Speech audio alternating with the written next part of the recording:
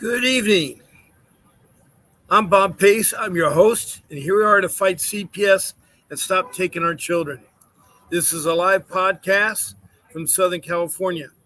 You found me on Facebook. I'm broadcast on YouTube using the StreamYard application.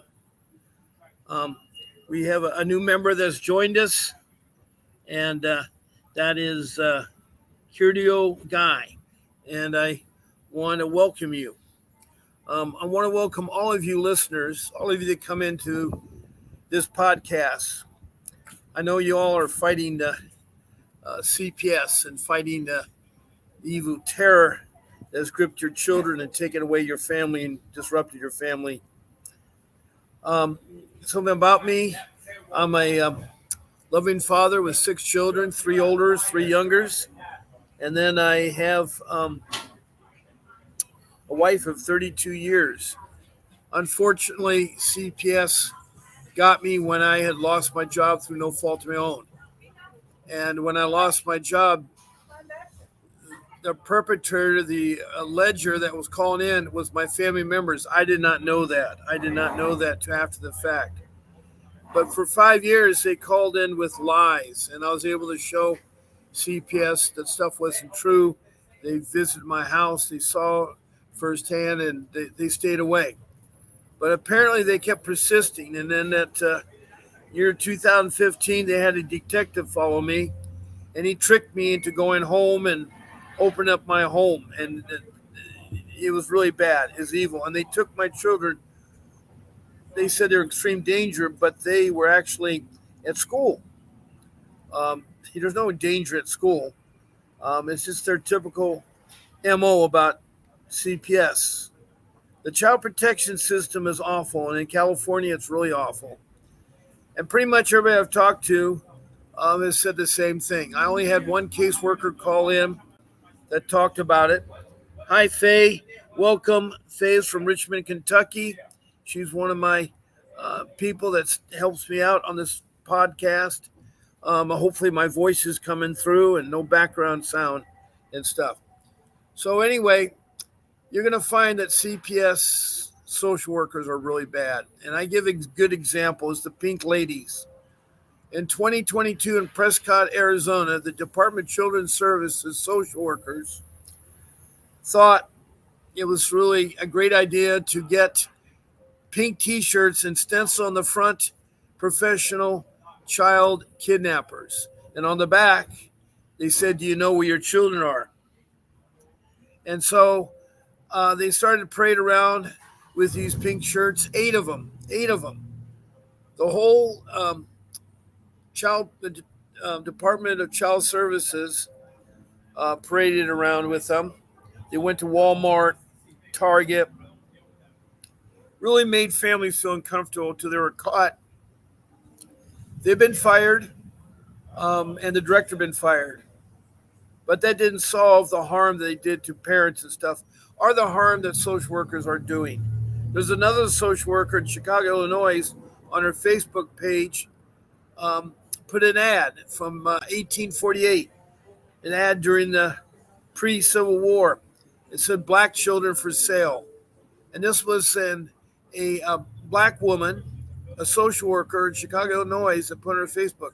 What in the world in the year 2024 does an ad of 1848 have to do anything with children? And it said black children for sale. That's wrong. That's wrong. And again, that social worker, something should be done about her. But that is the way the social workers are. They're horrible. As I said, I've only met one social worker who talked on the show, Carol from Maryland, for 40 minutes. But that's the only social worker. So if any of your social workers listening, please tell me how you do your CPS case in your state or county or whatever. Because right now, parents shouldn't have their children taken away when they're not in extreme danger. They also should be reunified. Your parents, love your kids. You wouldn't come in this room if you didn't. And a lot of you are so hurt and taken advantage of by very corrupt, lying, revengeful, not transparent social workers. They are really awful. They're really awful out there. And so I implore you to fight and do whatever you can to research and listen to what I have to say about how to get your kids back or how not to let your kids go. There's several ways you can participate in this podcast. One is you could text in a message. I have lots of people that text in all the time. And let me see here. I'm trying to find my things here. Yeah. When texting in to this podcast, please keep your comments to CPS questions. We're here to talk about the Child Protection System, which is a branch of social services that's supposed to protect our children from neglect and abuse and do family reunification. Apparently, they forgot all about family reunification. And they overprotect sometimes. And then they underprotect sometimes. So, um, have your questions in and we'll try to answer them. Now, please show your name, city, state, or country and be complete with your CPS case, meaning I don't want to have to play ping pong ball going back and forth. What you want to do is you start off with the number of children, whether they're by the same spouse or different spouse, what your allegations are, and how they took your children, and then where you are today. That's all you have to do, and that way we can maybe ask some more questions, but it's not back and forth everything. Make it complete. And when I say country, I have over 10 countries that call in with questions or listeners. I have Australia, Canada, United Kingdom, a little country in South America called Ghana. That's north of Brazil and east of Venezuela. And then uh, um, I have Mexico, which is south of the border. And then I have some countries in Africa. Mozambique is one, which is above South Africa, below Somalia, opposite Madagascar. Rwanda, which is in Central East Africa near a big lake. And then I have Liberia, who's been on many times, and it's on the West Coast, North Africa on the West Coast. And that's Liberia. I've had Denmark and Sweden from Europe, as well as United Kingdom. And so those are some of the countries that have called in and expressed their concerns or so forth. So I encourage all the comments about CPS. Now, another way you can do the podcast, participate, is you can call me at my number. It's at 626-698-0990. And that is my office phone number, and it's available for you to call in on the times I'm on the show. I'm on the show 7 days a week, Monday through Sunday. I'm on at 10 o'clock in the morning Pacific Standard Time, except Sunday I'm on at 8 o'clock. At nighttime I'm on at 7 o'clock for 1 hour Pacific Standard Time. So pick one of those 14 shows to listen in. They are live, the ones that are live. Now, when you call in, my number is 626-698-0990. And I'll talk to you that time. If you call me on other hours, I can't answer the phone. So make sure you call me between those hours. That's 626-698-0990. Now, another way to get on the show is be my guest. And I'd love to have you on my show. My show producer, her name is Grace. And all you do is email her one of those 14 shows. I want to be on Bob's Friday morning show, or Bob's Wednesday evening show, or Bob's Saturday morning show, or Bob's Sunday evening show. So you email her at grace@vincentwdavis.com. That's grace@vincentwdavis.com. And just tell her what shows you're on. She'll help you get the link to StreamYard and tell you what you can do on the show. But you be live just like I am and talking and hopefully work out the details and so forth.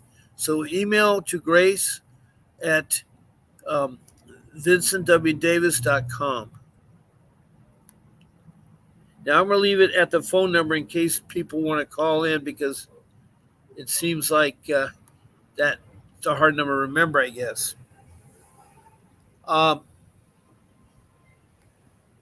So let me see here. So we have Faye from Richmond, Kentucky, and do you want to talk about anything, Faye, or want me to go ahead and I get into my rules? I have 4 rules that I've been telling everybody about, and also I have my case too. And I have a lot of other topics that I could talk about, things like ICWA or the petition for a hearing, the 388 petition. There's lots of things we can talk about because you're dealing with an agency that's so corrupt. I mean, it's so bad right now in Faye's home state. She says there's like $900,000 unaccounted for that the CPS has lost or misplaced or paid themselves is most likely what they do. You have to understand this is $1 billion business. The social workers are corrupt and they do $80 billion a year. Let alone just right now in my area, Orange County, they get $20,000 per child per month. And I have 3 children, that's $60,000. And if you do that times 100 families with 3 children, that's $6 million they get in 1 month. $6 million, a lot of money. Don't need it. It does to raise that kind of children there.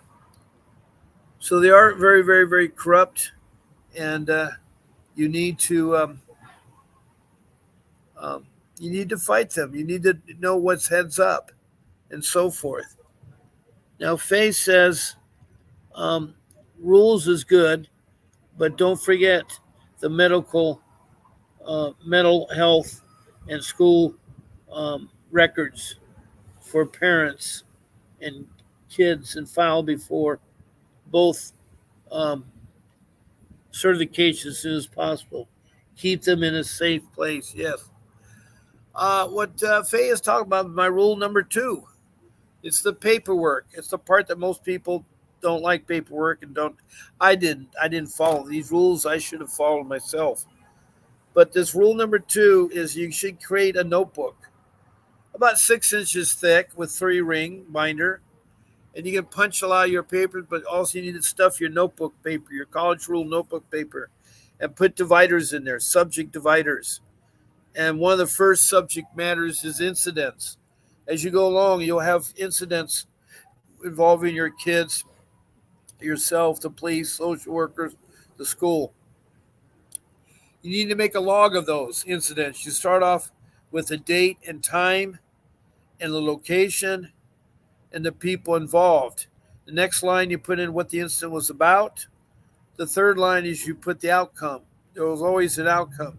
If it isn't one right now, maybe one 6 months from now or whenever.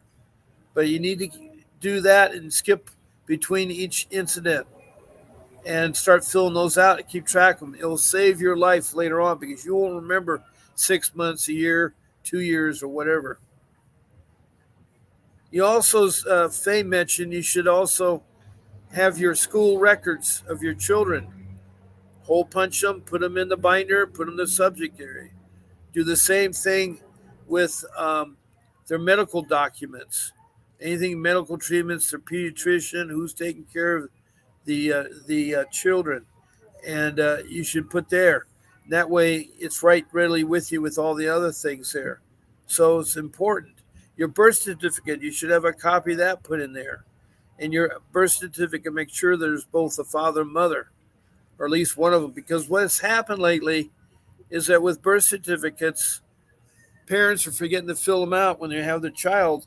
CPS finds out, then they have them sent the birth certificate. They put the child's name and stuff, but they won't put the parent. They'll put in a foster parent and steal your children, traffic your children into foster care.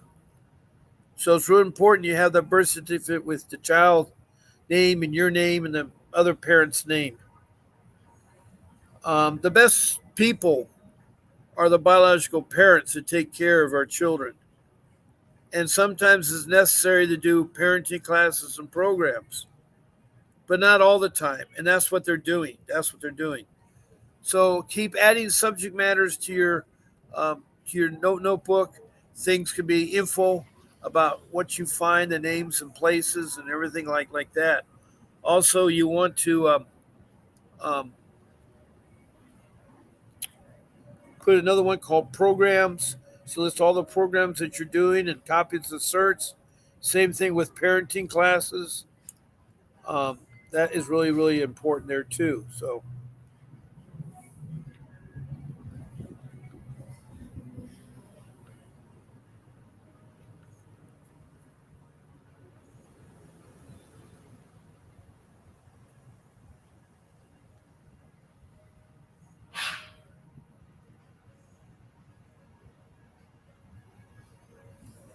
um, so that notebook is going to be one of your valuable things that you carry with you, and you have it ready, available to talk to your attorney, to talk to the judge or the court. You have all the information in there. So organize all your paperwork. Make sure you have your birth certificate for your children, your school records, your medical records.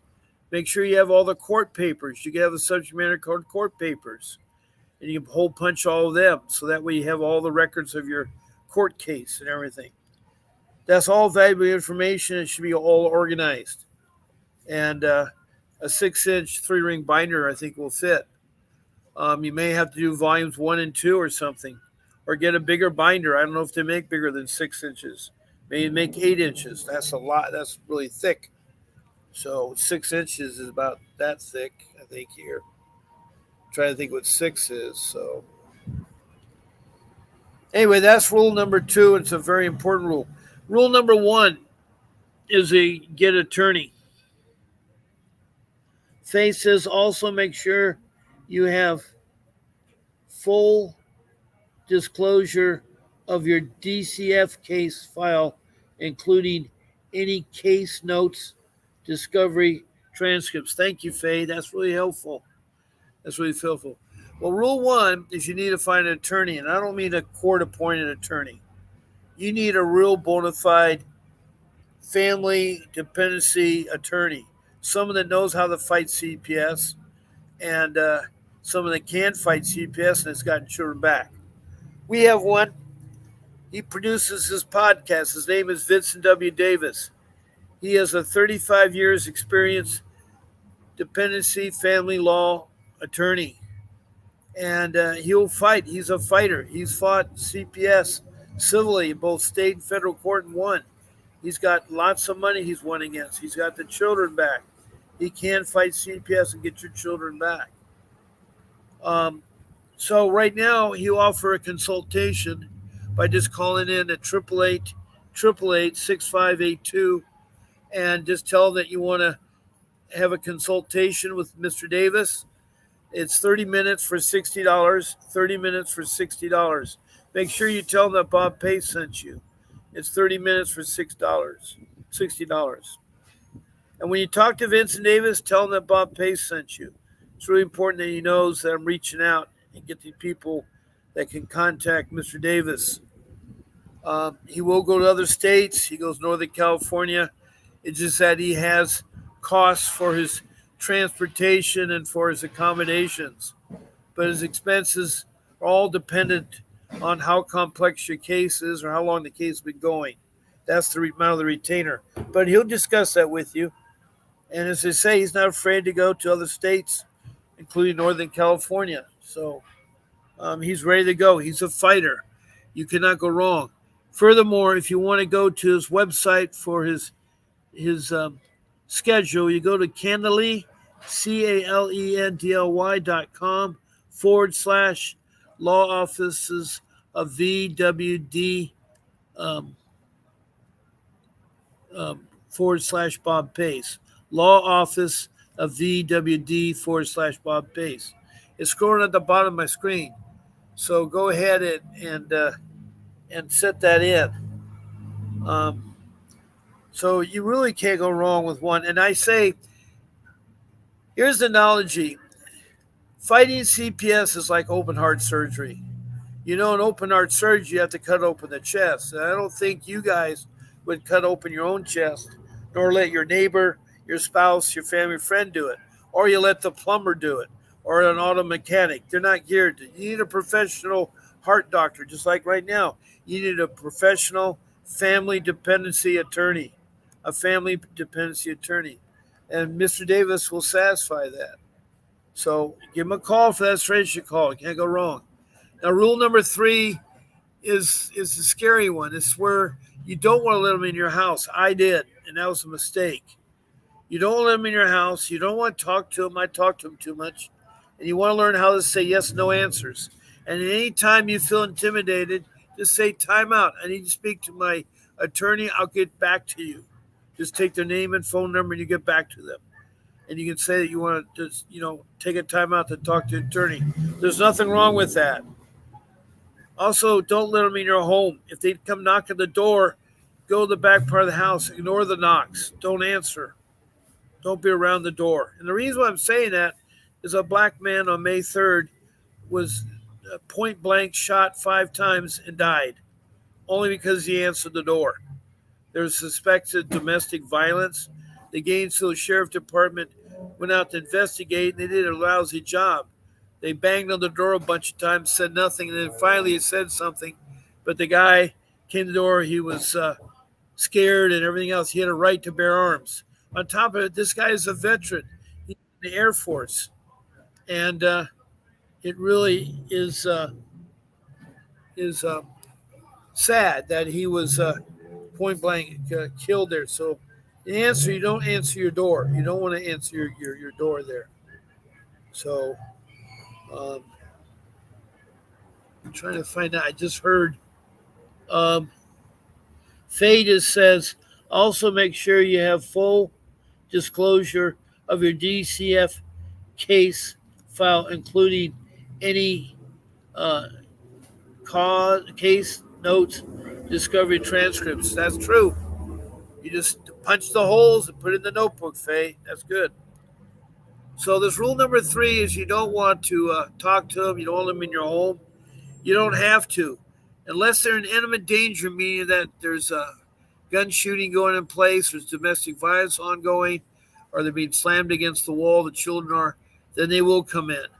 But they need a court order. They need a warrant before they come in and search your home or take your children away.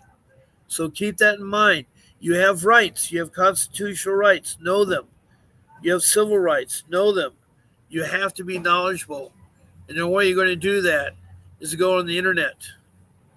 But, rule number 3 is that you do not talk to social workers. You don't let them in your home. Also, furthermore, there's medical trafficking that goes on. And, for instance, you take your child to the hospital emergency unit late at night because they have bad stomach cramps or fever. What's happened lately is parents are suddenly attacked by social workers coming to the hospital and taking their children. They don't know their rights. So whatever you do, don't let your children go. They have to have a court order. And just because you don't want to follow the doctor to the hospital advice, you can still look at your own doctor, your pediatrician. If you stabilize the illness, the injury, then the next day you can go see your pediatrician. So it's very, very important that you don't give in to the social workers. Also, if you're having a child, don't let them in your birthing room. They don't have a right to be there. Don't let them take the children. They don't have a right either. So it's getting a little cool here. I'm going to put my jacket on. I brought it last night. I had it on 4th of July. It was really cold. Of course, I live down at the beach, and so I have that ocean breeze blowing across the seawater temp that's 55 to 60. It works like an ice tray in front of the fan. It's like we have our own air conditioning. The winds come up. I'm about a mile up from the beach, and it comes up the roads, and I can see the palms, trees, things there, and I got to put the jacket on so I can stay warm here. So rule number 3 is you got to be careful of the medical trafficking, them entering your home, or them taking your children. And you learn to say no, learn not to talk too much. Now, rule 4 is the research part of things. You want to research very strongly about the CPS in your town or city or county. You want to learn what there is. So, like if you live in Atlanta, Georgia, you put CPS in Atlanta, Georgia, and it's going to pull up all kinds of things. Or maybe you want to be more descriptive and describe what you're looking for. What is CPS like in Atlanta, Georgia? So you really need to research. The internet is going to help you get your kids back. The internet is basically your source. It's how you're going to win your case, because there's everything underneath the sun that you can look up. And so I encourage you all to do so on that.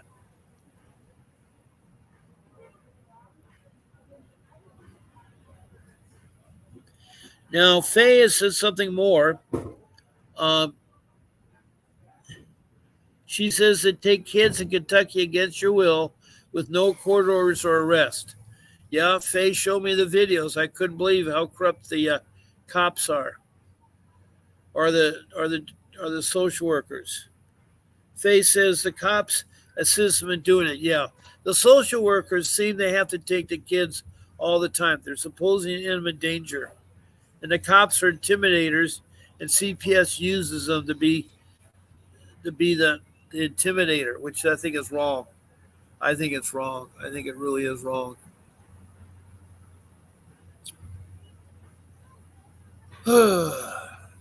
I haven't seen anybody with any questions. Where are all my regular roomies? We have Faye here, but I love some questions. How Faye and I can help you out on there. You either text comments to me or call in, or be a guest on our podcast. But I'm really anxious to see how I can help you all in there. Now, I have something called the ICWA. It's called the Indian Child Welfare Act.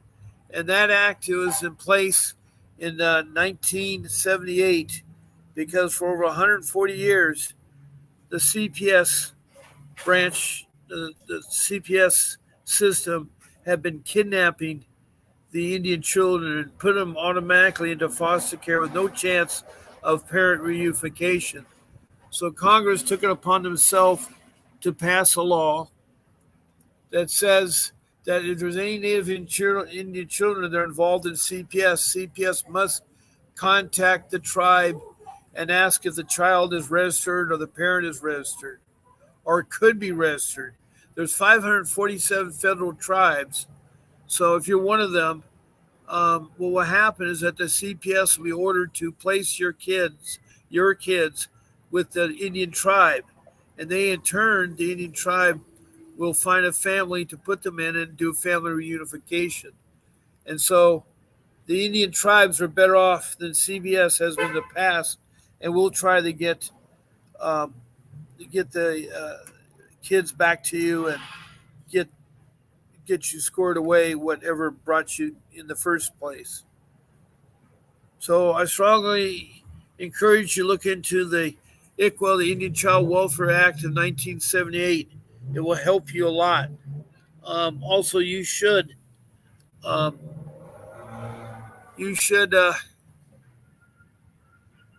contact the tribe also yourself. Don't trust the CPS workers. Contact the tribes: the Cherokee, the Lakota Sioux, the Chippewa, the Comanche, Apache, Navajo. There's so many Indian tribes, 547 of them. But that could be a better way for your kids, not putting them in foster care. Foster care is where they'll get hurt. They also make sure, let me see here, that you take kids in contest. They take kids in Kentucky against your will with no court orders or arrests, which is really hard to believe. Further, cops assist them in doing it, and probably still hung up from last night. Hung over from last night. Probably are. Okay. The fireworks are still going on everywhere.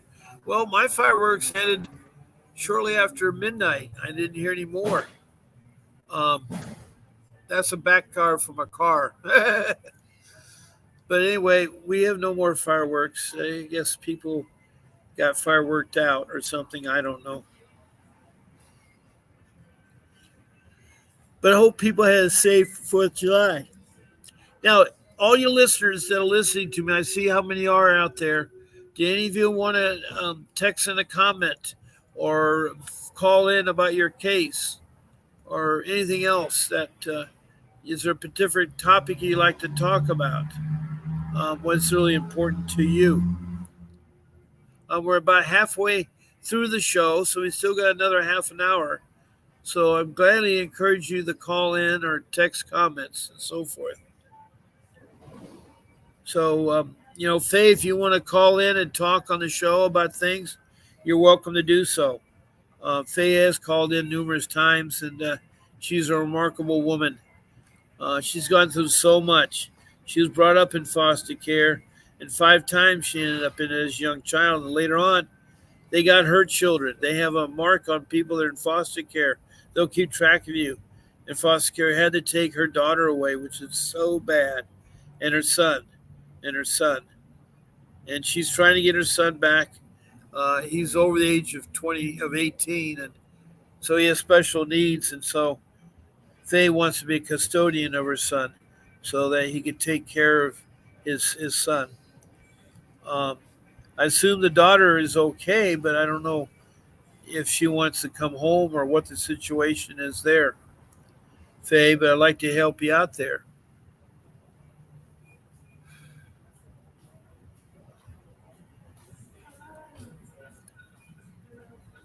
Oh, boy. Faye typed a long one here. Let's see what she says.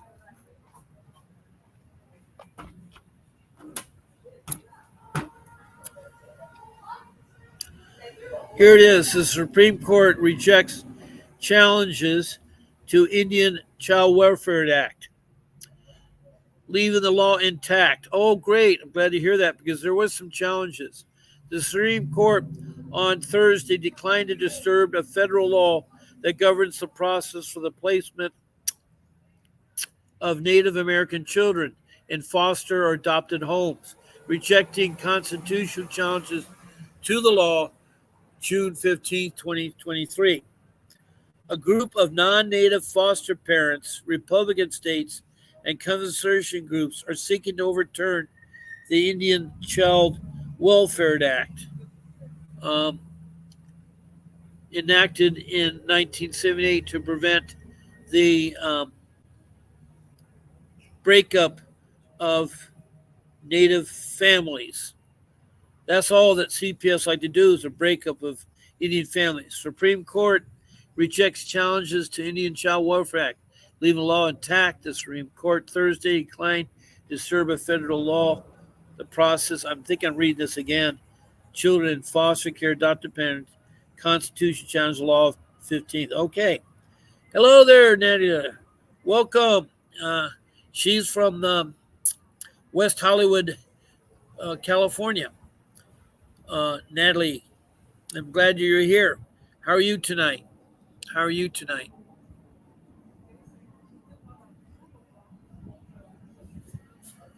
Sounds like you have a question, Natalie. When Supreme Court explains what? What are you getting to me at?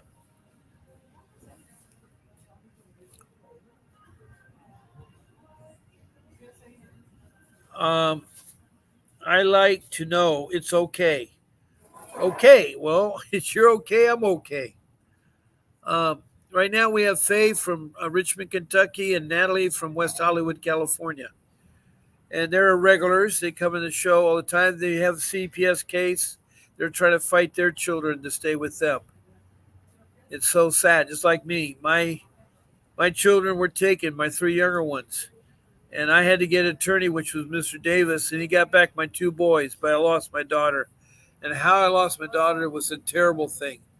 What had happened is that the social worker for me, for our case, lied on the stand, and Vincent Davis caught her in lies and embarrassed her quite highly. And that we actually have a lawsuit if I can come up with the money to file a civil lawsuit.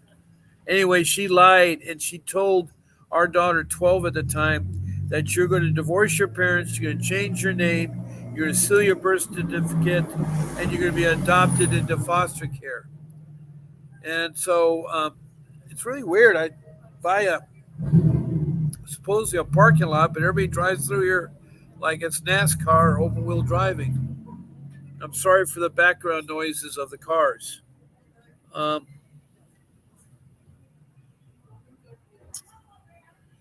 so anyway, my daughter was told to do those things, and she did, and that hurt us parents. I mean, we lost her child to the social workers of CPS. I lost my home to the social workers of CPS. I lost my good credit rating thanks to the, and so did Faye. Faye's gone through so much. She's been in foster care growing up 5 times.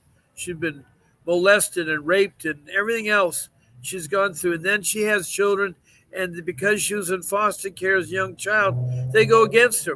It's really sad. It's really, really sad. Natalie says, um, when Supreme Court explains, I like to know it's okay. The judgment on foster care ICWA. I told my aunt about you and your daughter. Thank you, Natalie. You know, she is 21 years old. She's going to be 22 July 9th. Why can't I see her? She's right now on a trip with her older sister and her kids to Hawaii. Must be nice. I mean, I don't know. I don't know. I'm doing something wrong here in life, I guess. I'm supposed to be my golden years, and instead I'm in. I feel like I'm Cinderella. I don't know if you guys seen the movie Cinderella, but there's a movie with Jerry Lewis that's called Cinderella. This guy that lives at home with his family, they expect him to do everything: wash the home, fish, wash the dishes, put away the dishes, fix the meals, grocery shop, the whole 9 yards. So anyway, it is hard when you lose a child, and that is a really hard thing. And I know Faye has lost her daughter, and she feels the same way. And Natalie lost your daughter too. So I appreciate you ladies in my room. Oh yeah, it was filmed in Bel Air. Well, it was supposed to be funny with Jerry Lewis playing it as Cinderella, but that's how I feel like I'm with my family, Cinderella.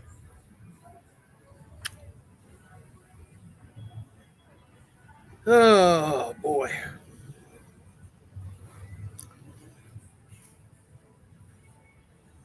Well, we have about 20 minutes left. If anybody wants to call in and talk about a subject or help me out, the sun's setting, which will be good. It looks like my face is going to get red by the sun. I don't know. Um, as the sun sets.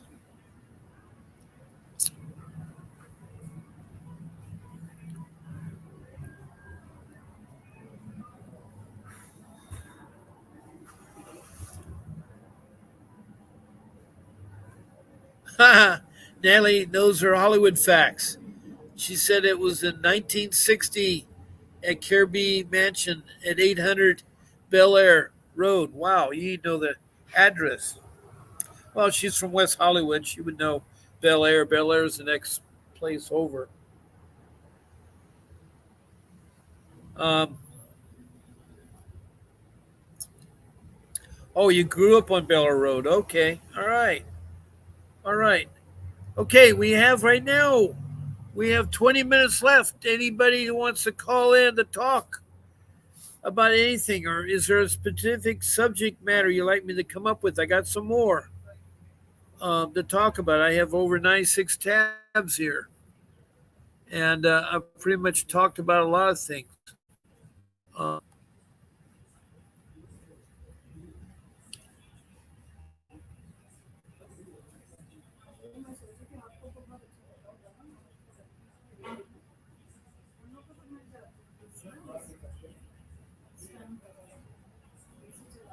Now, civil cases, if you want to file them, your case with CPS must be closed. But you can file a civil case where when a person or entity, including a government organization or a business, sues another in court, typically for money. Okay, we got somebody here.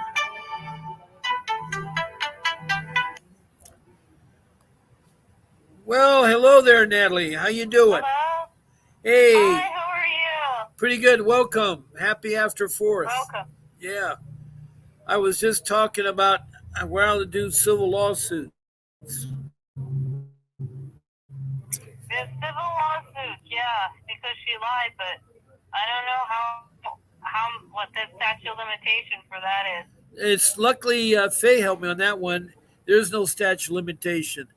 A civil action begins when a party disputes files a complaint and pays a filing fee required by statute. A plaintiff is unable to pay the fee may file a request to receive forma pauperis, which I think is destitute or something. Boy, Is that for California law? Because yeah, that is for California it's law. been a That's while. for California law. You have to prove maybe there's fraud. So that way, if you have fraud, then you can have a civil lawsuit. You know, you can have a little civil lawsuit if somebody lied on the stand. Right. So that is fraud. So yeah, you can have a civil lawsuit. Yep. And there's no statute of limitations. I just have to raise $50,000 to get started. 50,000? Yeah, that's how much it would cost to hire an attorney. You have to bake a lot of cookies. Yeah, I know. Or a lot of car washes. A lot of car washes. Not a lot of makeup.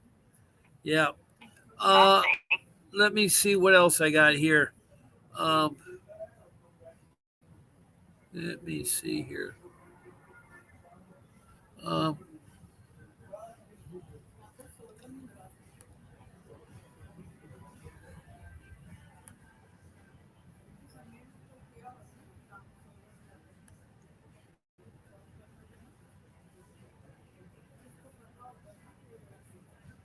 Okay, I'm looking.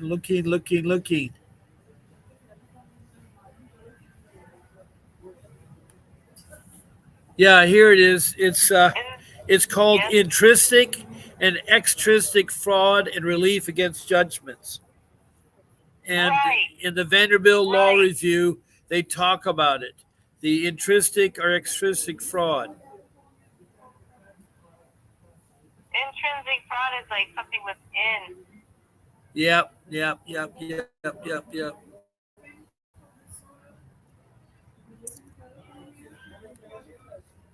if this is intrinsic and extrinsic fraud, yep.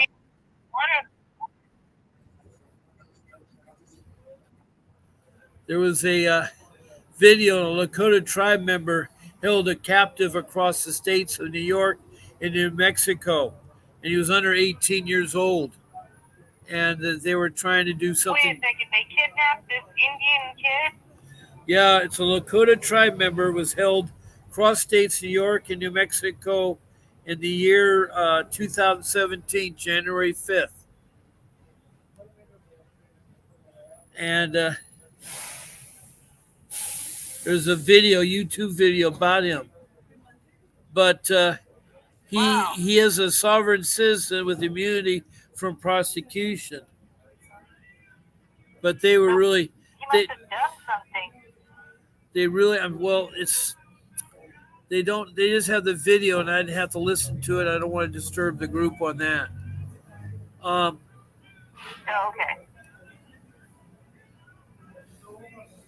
I don't know what happened. So he was across the state and then the police found him? No, he was in CPS custody instead of ICWA, instead of the Indian tribe custody, and CPS heard him in foster care. Oh, I see. So then he went, okay, so DCFS took him into foster care. Yes. And he's not supposed to be in foster care because he's Sioux. He's a Lakota Sioux, yes. He's supposed to be turned over to the tribe. And they didn't do that. Be returned to the tribe. Yeah, they So didn't he do is that. like in South Dakota or North Dakota too. I don't know. Because He's in I don't know. Rosebud. He's from South Dakota.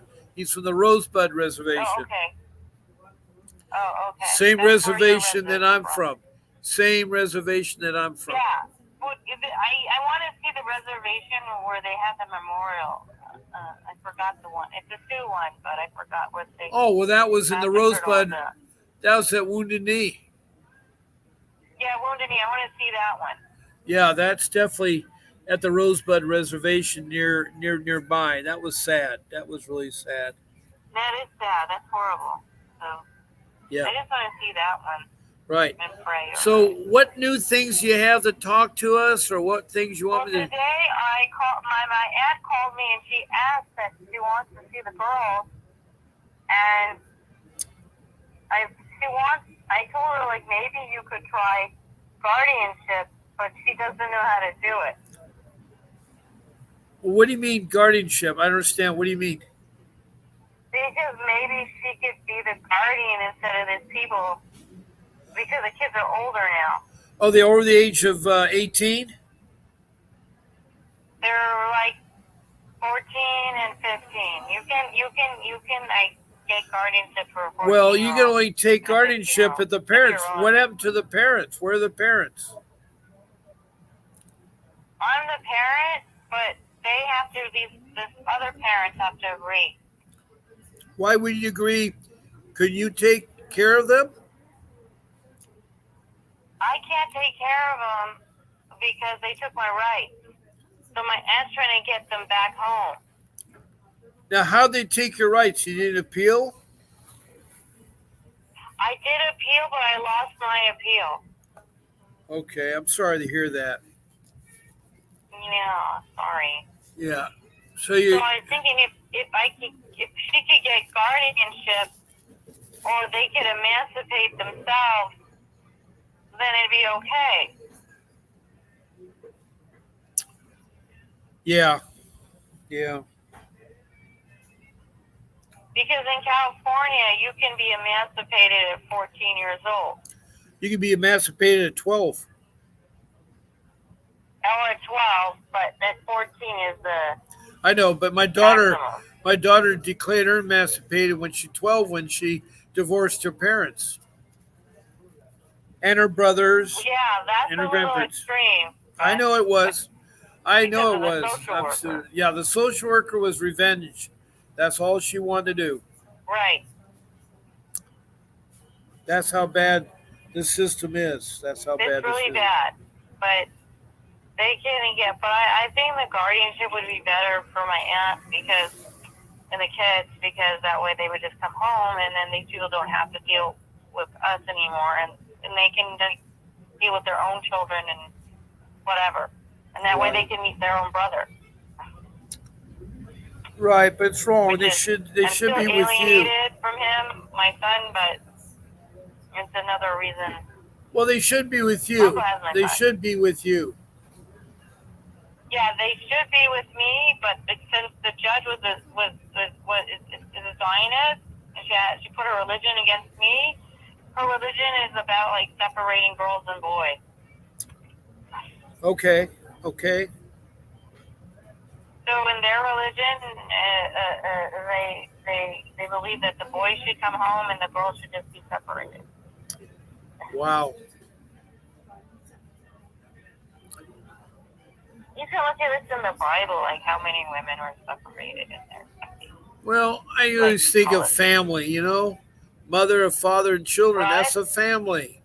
Also, your grandparents, Right, your mother cousins. and father, that's the law. All the kids, the Section 309 in California, all the kids should be placed together, but she separated them. So what she did, she violated that code, and then they even had evidence. They had the ICPC. I mean, all of a sudden, like a few months later, the ICPC shows up for my son. That doesn't make sense. When they do a whole ICPC, it's for every child. It's not individual child. Yeah. Because they're siblings. Unless there's one child involved, I understand. But if they're all siblings, then yes. Yeah. I haven't. So I don't know. I told my aunt about your daughter, and she felt so bad. yeah. She said, how could she even understand that kind of decision at that? Well, she did. She was brainwashed, and she just followed the directions of the social worker. Right. So my aunt just really wants to try the guardianship. so I think that'd be good for the kids. I mean, I can keep trying to get my rights back, but I have to prove fraud, and the How the federal kids thing feel and stuff. about you? How the kids feel about you? Well, at the time, my daughters were brainwashed, So they're not. and They're against you right now, right?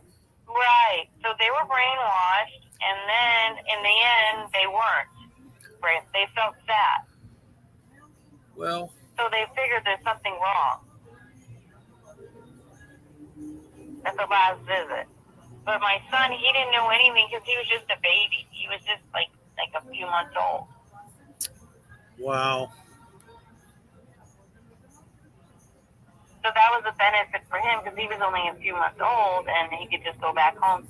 He could go home with Uncle and be taken care of and in Washington. And my son, like, he has little like problems at school, but he's okay. I heard Uh-huh. But when my uncle got him, my son was very sick with RSV and all these things. So yeah, so this is why everybody needs to do a lot of work with DCFS. It's a concurrent lifetime work. Right. Like, right.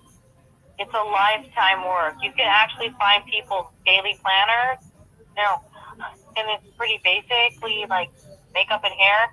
Mine's about like figuring out how to prepare my book and write all these informations and about DCFS that to help everybody, including myself, because it's very traumatic to deal with DCFS.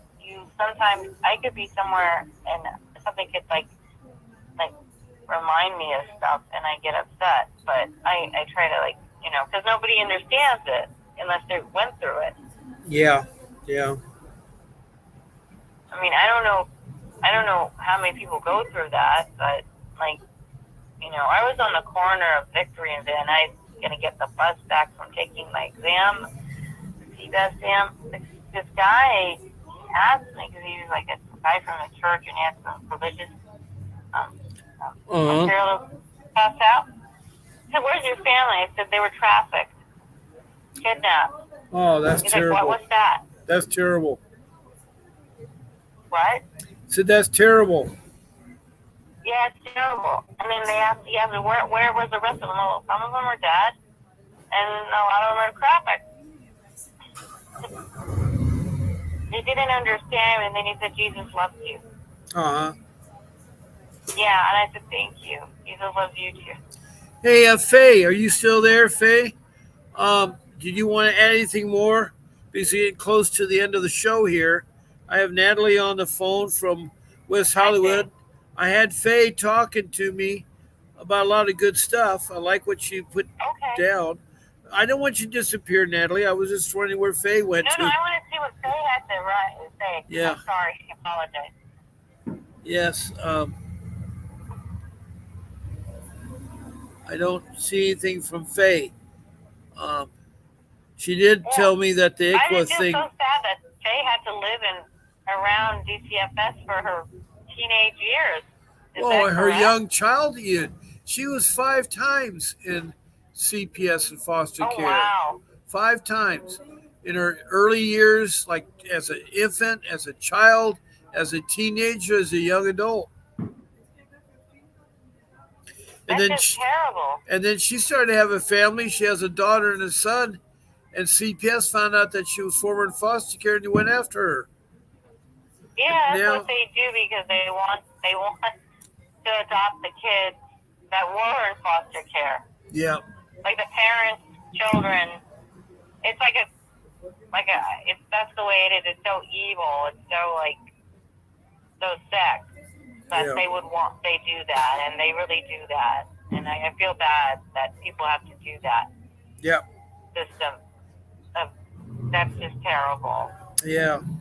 5 times. Like, I guess I have no, I just feel so bad. Like, 5 times.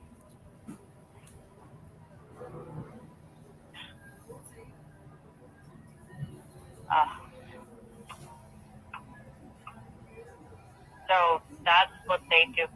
But going back to the ICWA, you mentioned something about a Supreme Court decision? Well, Faye did. Okay. She said that there was some people that were trying to change it, and they lost. They lost their case. Oh, I see. So were they Native American or what? No, they were non-Native Americans. Hold on one second. I'll be right back.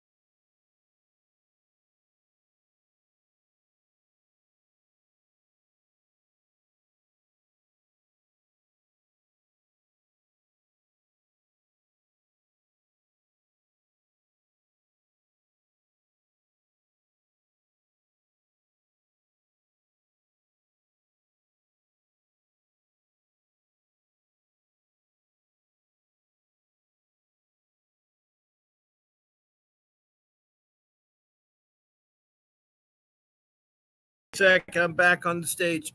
Okay, it's time to close our show down. Our time is up. I want to thank Faye from Richmond, Kentucky, and Natalie from Hollywood, California, who helped so much to make this podcast possible. I hope everybody will tune in again tomorrow at 10 o'clock at Pacific Standard Time. That's Saturday. I hope everybody has a nice evening tonight, Friday night. Please fight and save your kids. Listen to the 4 rules I talked about. And this is Bob Pace signing off. Craig.